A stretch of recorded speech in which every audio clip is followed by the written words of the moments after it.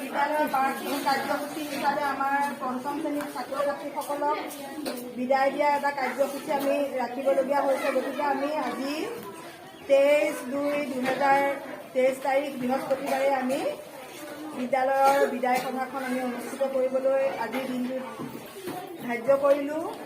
সেই উদ্দেশ্যে আজি আমাৰ এই সভাখন সভাপতি মহোদয়ে আমাৰ আগবঢ়াই দিছে আৰু এইখনতে মই বিদায়ী ছাত্ৰ ছাত্ৰীসকলক দুআষাৰ ক'বলৈ মই আগবাঢ়িছোঁ।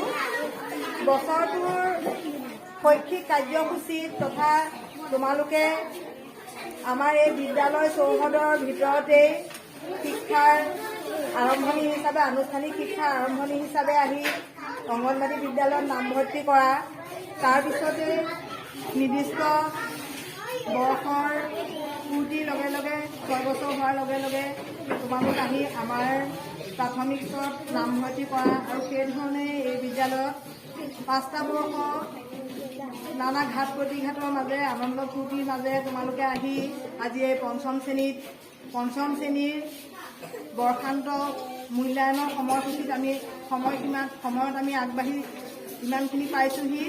গতিকে তোমালোকৰ এই বিদ্যালয়ত পাঠদানৰ শেষ সময় আহি পৰিছে আৰু গতিকে আমি আমাৰ শৈক্ষিক দিনপঞ্জীৰ নিয়মমতে আমি আমাৰ বিদায় সভাখন আয়োজন কৰিবলৈ লৈছোঁ। তাৰপিছতে আমাৰ গোট মূল্যায়ন আৰম্ভ হ'ব।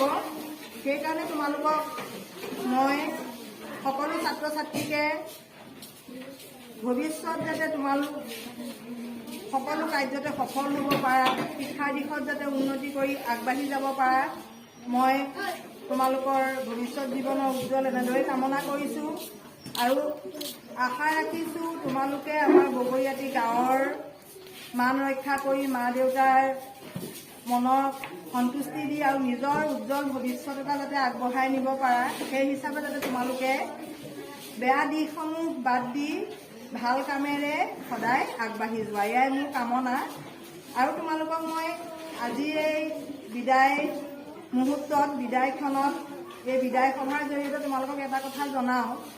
আমি বিদ্যালয়ৰ বিভিন্ন কাৰ্যসূচী আগবঢ়াই নিওঁতে বিভিন্ন পাঠদানৰ ক্ষেত্ৰত কেতিয়াবা তোমালোকক আমি টান কথা ক'বলগীয়া হয় বা আমি শাস্তিমূলক লঘু হ'লেও আমি কিবা শাস্তিমূলক ব্যৱস্থা লওঁ। গতিকে তোমালোকৰ তেতিয়া হয়তো মনত আঘাত লাগে।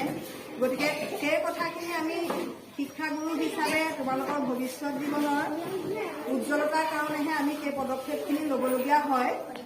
গতিকে সেই কথাখিনি তোমালোকে মনত নাৰাখি তোমালোকৰ পিছৰ ভাই বন্ধুসকলেও যদি তোমালোকক কেতিয়াবা কিবা বেয়া মাত কথা কৈছে সেইখিনি তোমালোকে মনত নল'বা আৰু এই বিদ্যালয়খনক সদায় মনত ৰাখিবা, আমাক মনত ৰাখিবা আৰু ভৱিষ্যতে তোমালোক উচ্চ পৰ্যায়ৰ বিদ্যালয়লৈ গৈও নিজৰ লগতে এই বিদ্যালয়খনৰ গাঁওখনৰ নাম ৰাখিবা বুলি মই আশা কৰিছোঁ আৰু শেষত তোমালোকৰ সুস্বাস্থ্য আৰু তোমালোকৰ শৈক্ষিক উজ্জ্বল ভৱিষ্যত আৰু সমগ্ৰ জীৱনৰ উজ্জ্বল ভৱিষ্যত কামনা কৰি মোৰ আজি এই বিদায় সভাৰ বক্তৃতা ইমানতে সামৰণি মাৰিছোঁ। ধন্যবাদ।